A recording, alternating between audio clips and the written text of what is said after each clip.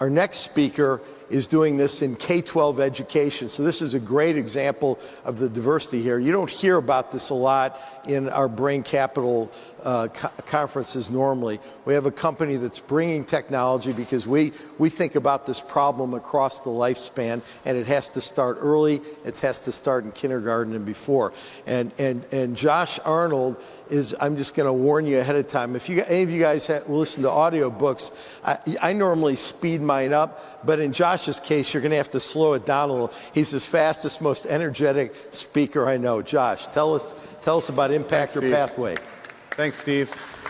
Good afternoon. Thank you. I want to go quickly and just kind of make sure that there's enough time to round everything out. My name is Josh Arnold. I come to this work by way of being a public school system superintendent in California. That's my entire life. I've never had another job before founding Impact or Pathway than being a teacher, high school principal, district administrator, and then superintendent in a number of school districts in LA and Orange County. I sound like that, and I'm about to sound like that. So real quick, raise of hands. How many of you have been to school? Awesome. I'm talking to you.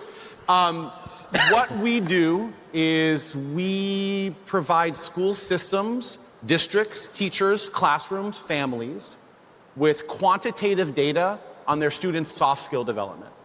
The way that we do that is we've developed an open-ended language assessment that takes natural language in any language. We call this home or target language, so either the language of the school or the language of the home, doesn't matter.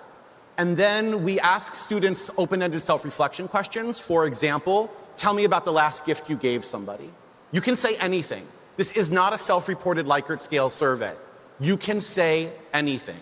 When you talk, we map your answer in a multidimensional vector space. We look for things like semantic clustering and theme mapping. We look for voice print data, and we have a machine learning backend that actually evaluates all these. And we take a set of students' data, set of students' responses, student A and student B.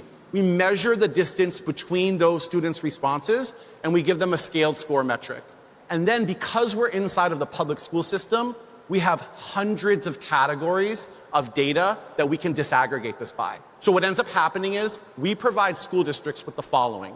Did you know that 8th grade girls from X middle school have the lowest curiosity development of anywhere in your school district? We provide that data. Did you know that 10th grade boys in Mr. So-and-so's math class have the highest purpose development?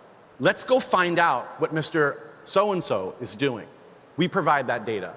And more than that, we do this in a highly public, highly transparent way. So this data, if you've heard of whole child education in your school systems, what else are we doing other than academics?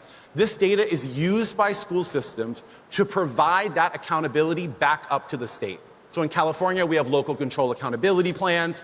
In other states, you have different scorecards that are used, and school districts say, hey, listen, our English scores may have gone down, our math scores are flat, but our grit development has increased 18% year over year, and we provide that feedback back to the school system itself. So in San Diego Unified School District, for example, we are the provider of soft skill data. You're looking at a wellness report card.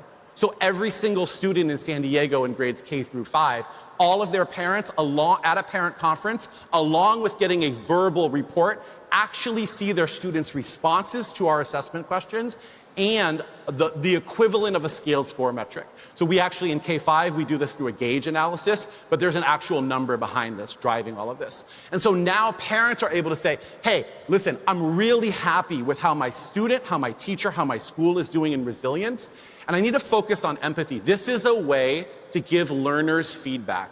And if you can think about your school experience, the fundamental premise of learning is you need an experience, you need feedback, it needs to be immediate and specific. That's what we do in schools. Happy to talk more with you throughout the conference, and thank you for letting me talk. Thanks, Josh. Who would have loved to have had a teacher like Josh up there who's so dynamic? So he's just scratched the surface. Impactor does so much more. It's a great example of AI. And every one of these companies has AI involved, which, by the way, is one of the reasons why this is such a unique opportunity. If we couldn't have done this 10 years ago with where we're at with AI and neuroscience and quantification, that's what is really, I think of this as the beginning, just like 1980 was the beginning of biotech. When biotech just started happening, we are at the beginning of a multi-trillion-dollar industry that's going to explode in so many ways. And Impactor is a great example, and I urge you to find Josh and learn more about his company, and for that matter, any of the other companies.